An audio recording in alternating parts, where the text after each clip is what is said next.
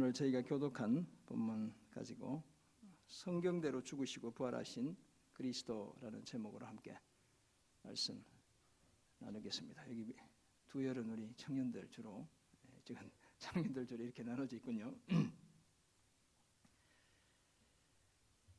사상과 종교의 측면에서 서구 문명의 큰 두 축에 흔히들 헤브라이즘과 헬레니즘이 놓여 있다 이렇게 이야기합니다. 헤브라이즘은 유대주의를 가리키는 것인데요. 이 유대주의는 종교의 영역에서 절대적인 영향을 끼쳤다면, 헬레니즘은 철학과 사상의 영역에서 지배적인 영향을 미쳤습니다. 후자에 대해 좀 더 살펴보려고 하는데요. 예를 들어 소크라테스, 플라톤, 아리스토텔레스 등이 다 고대 그리스의 헬라의 철학자들이었죠.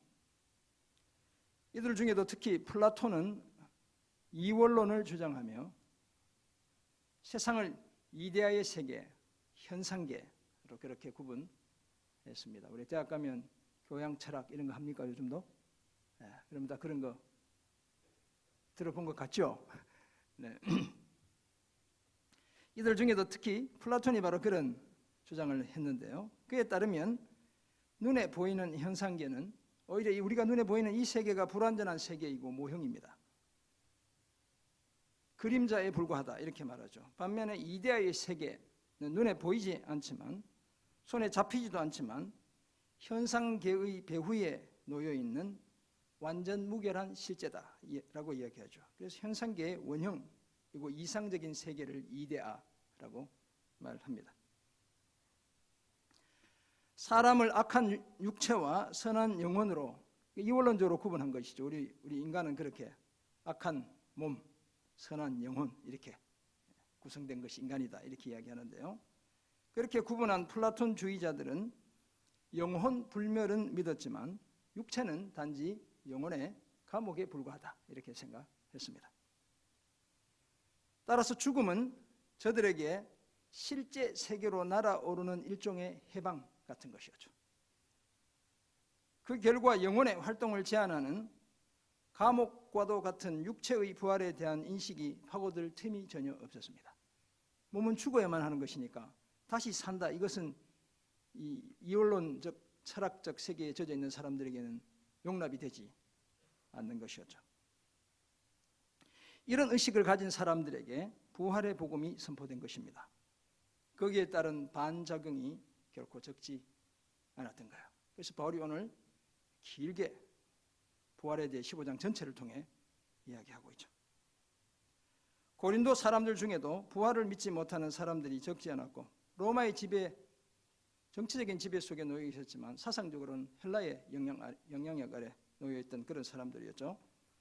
저들 중에도 부활을 믿지 못하는 사람들이 적지 않았고, 그것은 성도들의 삶과 신앙에도 적지 않은 영향을 끼치게 되었습니다.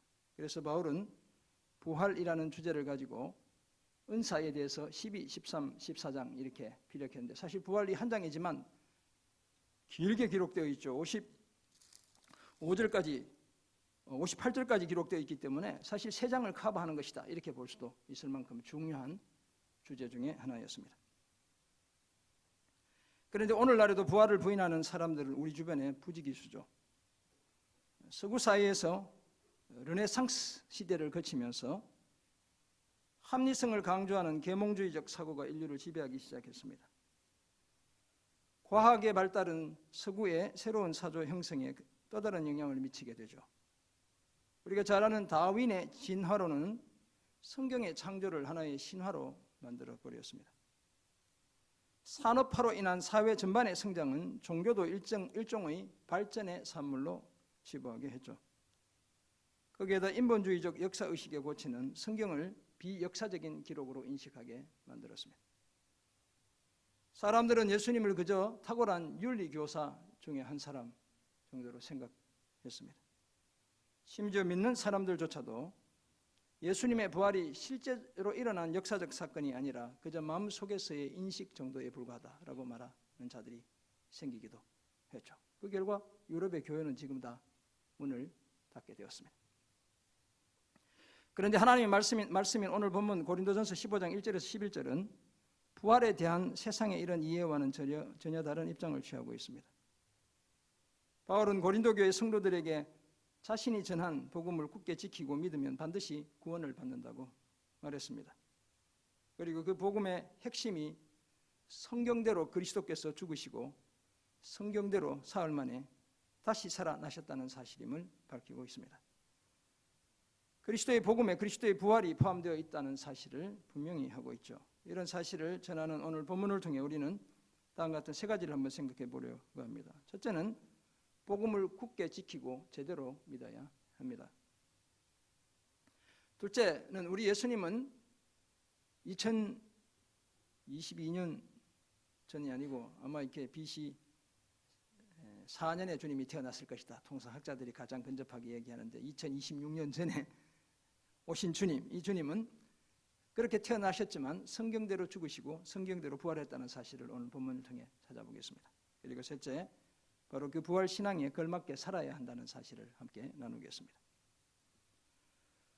고린도 교회의 은사와 관련해서 길게 서술했던 바울은 15장에 이르러 부활에 대해 말하고 있습니다. 그 중에서도 오늘 본문을 통해서는 예수님의 부활이 역사적 사실이라는 사실을 우리에게 전하고 있죠. 실제로 바울이 이 편지를 쓸 때까지도 부활하신 예수님을 만난 사람들 중 대다수가 아직 살아 있었습니다. 바울 자신 또한 부활하신 예수님을 직접 만난 장본인이었죠. 그래서 성경대로 이루어진 예수님의 부활이 역사적 사실이라는 것을 힘주어 강조할 수 있었습니다. 이런 내용을 담고 있는 오늘 본문은 다음과 같은 몇 가지 사실을 우리에게 말씀하는데요. 먼저 복음을 굳게 지키고 제대로 믿어야 합니다. 1절에서 바울은 성도들을 형제들로 부르며 자신이 저들에게 전한 복음을 알게 한다고 말하고 있습니다. 이 복음은 저들이 이미 받은 것이고 심지어 그 가운데 선 것이기도 합니다. 여기서 알게 한다는 말은 생판 모르는 것을 이제 새롭게 알려준다는 그런 뜻이 아니고요. 이미 알고 있는 것을 새삼 상기시켜준다 이런 뜻이 되겠습니다. 리마인드 하게 한다 이런 뜻에 가깝죠. 희미하게 아는 것을 더욱 분명하게 알게 한다 이런 뜻이 되겠습니다. 복음은 그저 한두 번 듣고 대충 아는 것으로 만족해야 할 그런 대상이 아니기 때문입니다.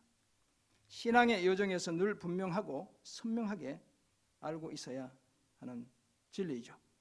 더구나 이 복음은 모든 믿는 자에게 구원을 주시는 하나님의 능력입니다. 그렇다면 성도들은 한시도 복음을 잊지 않고 살아가야 합니다. 예수님의 십자가를 통한 구속 사역의 의미를 늘 생각하고 그 효력을 날마다 누리며 살아가야 하죠.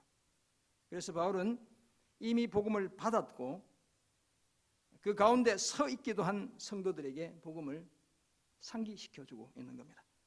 복음을 제대로 알아야 복음에 합당한 삶을 살 수 있기 때문인 것이죠. 그리고 2절을 통해 이렇게 말합니다. 너희가 만일 내가 전한 그 말을 굳게 지키고 헛되이 믿지 아니하였으면 그로 말미암아 구원을 받으리라. 바울이 전한 그 말이 곧 그리스도의 죽음과 부활에 관한 소식을 전하는 복음이었죠. 그래서 이 전하다는 말에 유앙겔리조라는 단어, 유앙겔리온 하면 복음이라는 뜻이거든요. 좋은 소식을 전했다는 거예요. 그 좋은 소식이 바로 예수님의 죽음과 부활이라는 사실을 말하고 있습니다. 우리의 죄 때문에 아들 예수님이 이 땅에 오시고 십자가에서 대속의 죽임을 당하시고 사흘 만에 무덤에서 부활하셔서 우리의 주와 그리스도가 되셨다는 사실을 전하는 것, 이것이 바로 복음입니다. 이 예수를 믿으면 누구든지 죄를 용서받고 영생을 선물로 받게 되죠. 그래서 바울은 성도들에게 그 말, 곧 복음을 굳게 지키고 제대로 믿으면 그로 말미암아 구원을 받는다고 말했습니다. 사랑하는 성도 여러분, 우리 청년 여러분, 오늘 우리가 알아야 할 최고의 지식은 다름 아닌 하나님에 관한 지식이죠. 우리는 하나님을 알아야 하고 하나님에 대해서도 알아야 합니다. 하나님의 존재와 성품과 능력을 알아야 하고 그것은 하나님을 아는 것이죠. 하나님의 통치와 섭리도 알아야 합니다. 하나님의 역사심, 하나님에 관해서도 우리는 알아야 하는 것이죠. 그런데 하나님을 가장 잘 알 수 있는 길이 무엇입니까? 바로 하나님의 아들이신 예수 그리스도이고 또한 그리스도의 복음인 것이죠. 예수님은 근본적으로 하나님의 본체, 곧 하나님을 가장 잘 드러내는 분입니다. 예수님의 복음은 하나님이 사랑과 공의의 하나님이심을 분명히 보여주고 있죠. 우리가 믿는 하나님이 사랑하시면서도 죄는 용납하지 않으시고 죄에 대해 진노하시면서도 죄인을 끝까지 사랑하시는 분이라는 사실을 복음이 가르쳐 줍니다.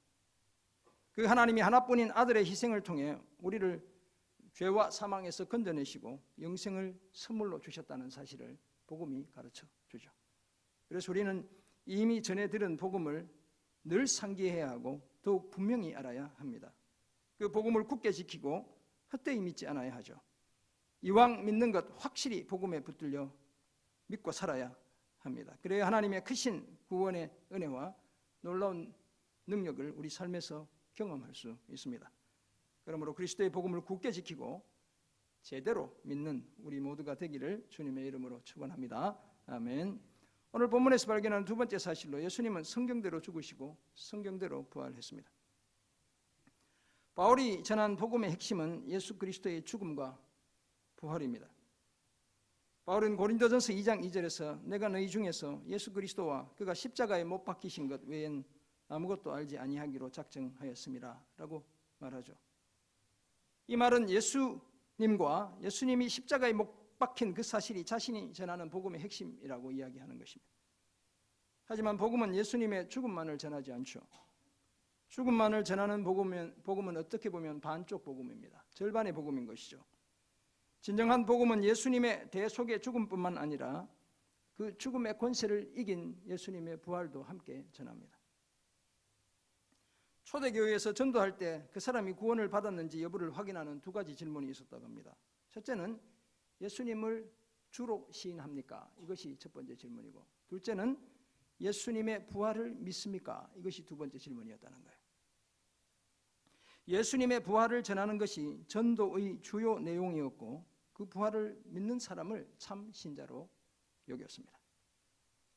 그리스도께서 죽은 자 가운데서 다시 살아나셨다 전파되었거늘 이라는 고린도전서 15장 12절의 서술을 보면 우리에게 바로 전도할 때 예수님의 부활을 믿습니까? 라고 물어봤다는 사실을 우리가 알 수 있죠. 이처럼 바울이 전한 복음의 핵심이 그리스도의 죽음과 부활이었습니다. 3절에서 바울은 자신이 받은 것을 먼저 너희에게 전했다라고 말하고 있죠. 여기서 먼저 전했다는 것은 일찍 또는 빨리 전했다 이런 의미가 아니고 가장 중요한 것을 너희에게 전했다 이런 뜻이 되겠습니다. 그렇다면 바울은 자신이 예수님과 사도들로부터 받은 가장 중요한 것을 성도들에게 전달한 것이죠. 그것이 바로 성경대로 그리스도께서 우리 죄를 위해 죽으시고 장사 지낸 바 되시고 성경대로 사흘 만에 다시 살아나셨다는 바로 이 사실입니다. 가장 중요한 이것을 너희에게 전했다 이렇게 말하는 겁니다. 이처럼 그리스도의 죽음과 부활은 철저히 성경대로 이루어졌습니다. 선지자 이사야는 곤욕과 신문을 당하고 끌려간 하나님의 종 곧 메시아가 형벌받을 백성의 허물 때문에 땅에서 끊어질 것을 예언했죠.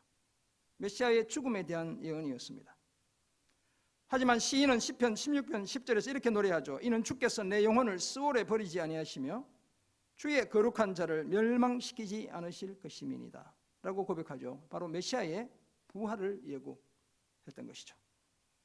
예수님은 스스로도 인자가 죽임을 당하고 사흘 만에 살아나실 것을 여러 번 제자들에게 말씀하신 바 있죠. 바울은 오늘 본문에서 예수님의 부활이 역사적 사건임을 증명하기 위해 부활하신 주님을 만난 여러 증인들을 소개하고 있습니다. 게바, 우리가 잘 아는 베드로죠. 게바에게 보이셨고 후에 12제자에게도 주님이 자신을 나타내 보이셨습니다. 그 후에 500여 형제에게 일시에 보이셨고 그 중에 대다수는 지금까지 살아있고 어떤 사람들은 이미 잠들었대요. 그 후에 예수님의 육신의 동생이자 예루살렘 교회의 지도자였던 야고보에게 보이셨고 그 후에 12사도 외에 다른 모든 사도에게도 보이셨다고 말씀하고 있습니다. 그리고 15장 8절 보면 맨 나중엔 만삭되지 못하여 난 자 같은 바울 자신에게 보이셨다고 이야기하고 있죠. 우리가 잘 아는 다메섹으로 가는 길에서 부활하신 주님을 만난 사건을 말하고 있습니다. 사랑하는 성도 여러분, 이처럼 바울은 우리 죄를 위한 그리스도의 대속의 죽음과 무덤에서의 부활이 성경의 예언에 따른 것이다 라고 말하고 있습니다. 이것은 사실 부활의 역사성 못지않게 너무나 중요한 요소이죠. 우리의 구원이 그저 우연히 일어난 사건이 아니라 하나님의 치밀한 계획하에 이루어졌고, 그래서 그 구원이 확실하고 영원함을 뒷받침하고 있기 때문에 그렇습니다. 예수님의 죽음과 부활은 인류를 구원하기 위한 하나님의 구원 경륜을 성취한 사건들이죠. 여기에 대해 허다한 증인들을 통해 부활의 역사성이 뒷받침되고 있는 것입니다. 베드로를 비롯한 12제자와 지금도 대다수가 살아있는 500여 형제, 예수님의 동생 야고보와 다른 사도들, 바울에게까지 부활하신 예수님이 자신을 나타내 보여주셨습니다. 예수님의 빈 무덤도 예수님의 부활이 역사적 사건임을 증거하고 있죠.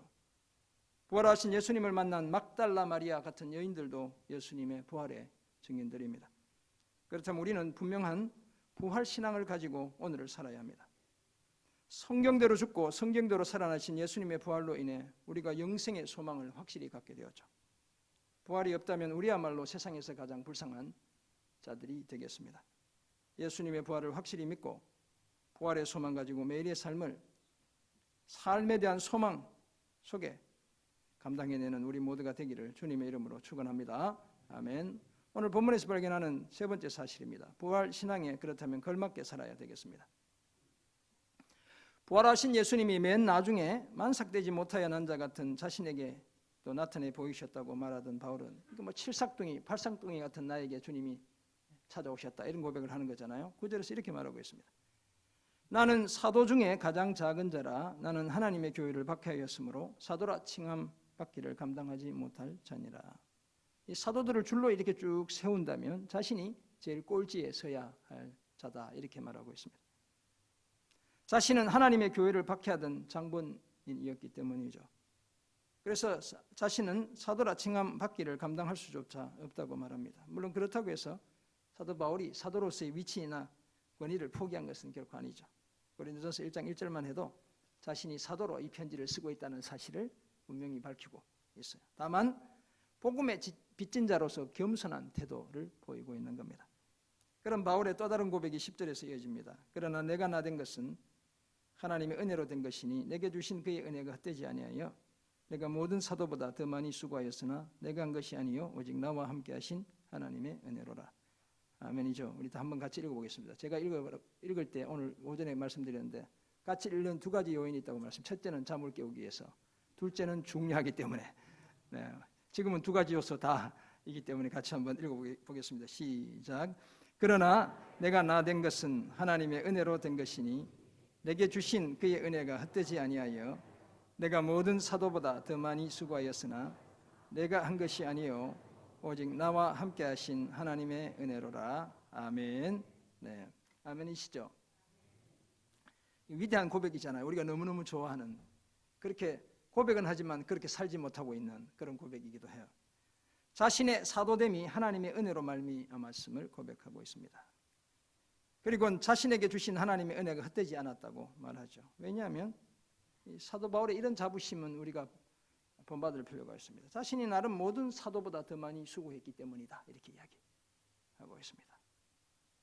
하지만 그것도 뭐라고 얘기해요? 내가 한 것이 아니고 나와 함께 하신 하나님의 은혜가 그렇게 하게 한 것이다 이렇게 이야기하는 겁니다. 바울의 이 고백이 우리의 고백이 되어야죠. 그리고는 그러므로 나나 그들이나 이같이 전파하며 너희도 이같이 믿었다고 말하고 있죠.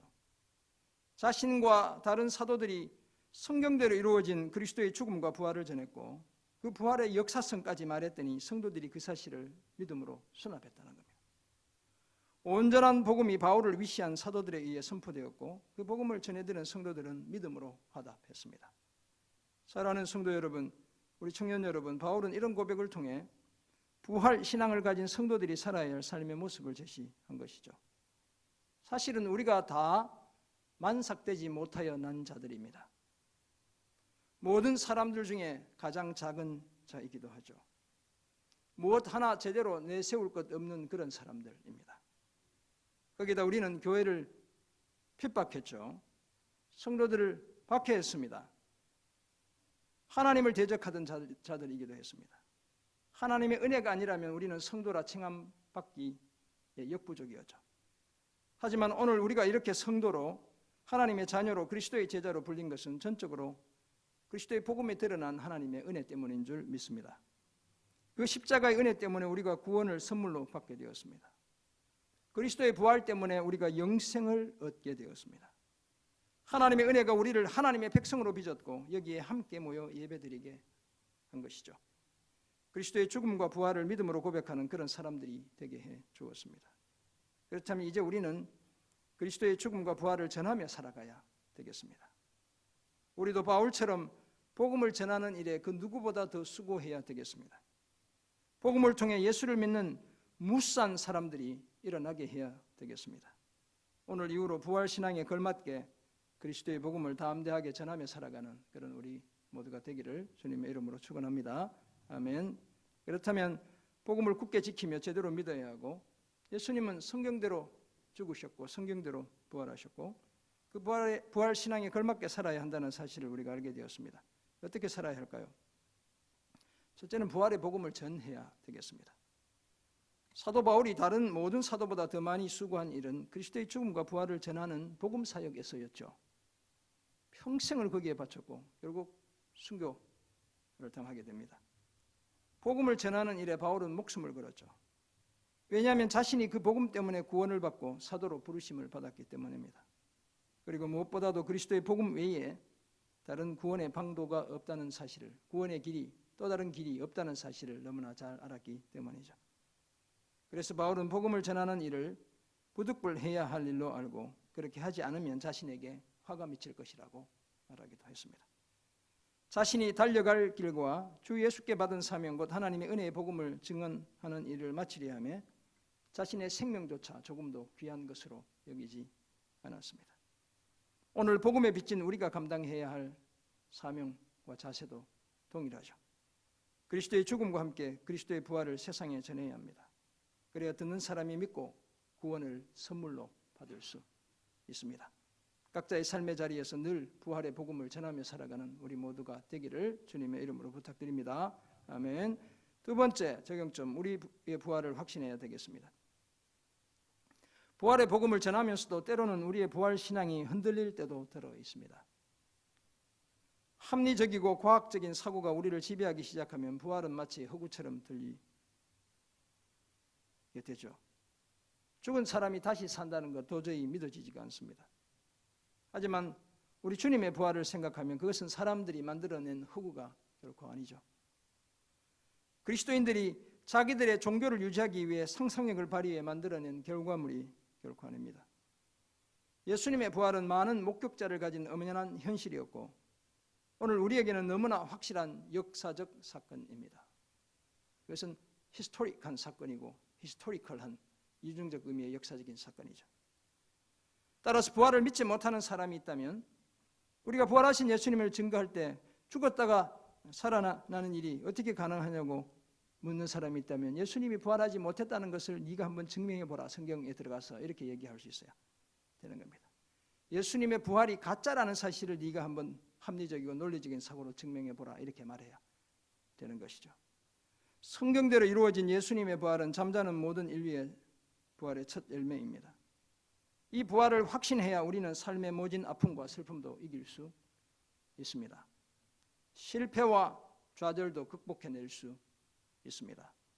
부활의 신앙을 가져야 죽음까지도 정복해낼 수 있는 겁니다. 그러므로 그리스도의 부활을 역사적 사실로 믿고 우리의 부활을 확신하며 살아가는 그런 우리 모두가 되기를 주님의 이름으로 부탁드립니다. 아멘. 예수님의 부활을 부인하던 사람들은 교회의 역사와 함께 늘 있어 왔습니다. 어제 오늘의 일만이 아니라는 거예요.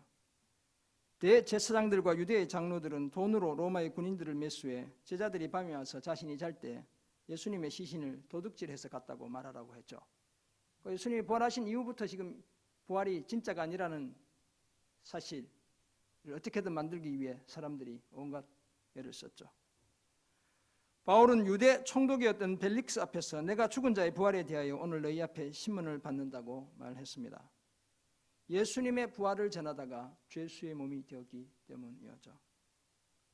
고린도 교회 성도들 중에 어떤 사람들은 우리가 다음 달에 보게 되겠지만 바울이 전하는 부활의 복음을 듣고 죽은 자 가운데서 부활이 있을 수 없다고 말하기도 했습니다. 이 교회 안에서 이런 일들이 벌써 일어나는 거예요. 다 제가 앞에서 설명드렸던 헬라의 철학적 사상적 영향 때문에 부활이 차라리 없는 게 낫다고 생각하는 사람들이 있었던 것이죠. 예수님은 부활한지 몰라도 성도들의 부활은 없다고 말한 것이죠. 하지만 사도 바울은 에베소 교회 후메네오 빌레도라는 사람도 부활이 이미 지나갔다라고 말하고 있습니다. 여러 곳에서 여러 사람들이 부활이 우리가 가진 신앙의 한 요소가 아니다라고 말하고 있는 겁니다. 하지만 사도 바울은 이런 주장에 대해 단호히 맞서고 있습니다. 예수님의 부활은 성경대로 이루어졌다는 사실을 말하죠. 그래서 성경대로 죽고 성경대로 살아나셨다는 사실을 강조합니다. 거기다 살아있는 부활의 증인까지 제시하고 있죠. 그래서 예수님의 부활은 히스토리컬한 부활인 겁니다.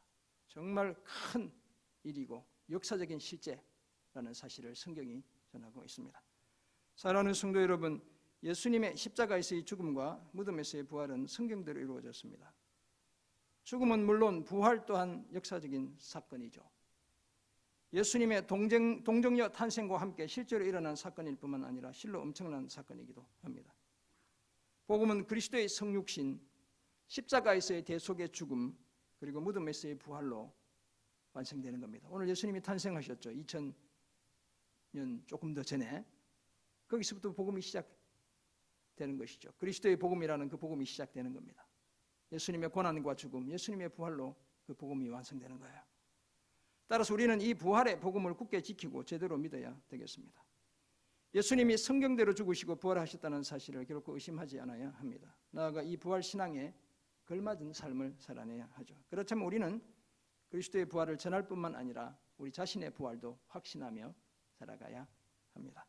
이 부활 신앙 가지고 삶의 아픔과 슬픔은 물론 죽음까지도 이기는 그런 귀하고 복된 삶을 살아내는 우리 모두가 되기를 주님의 이름으로 축원합니다.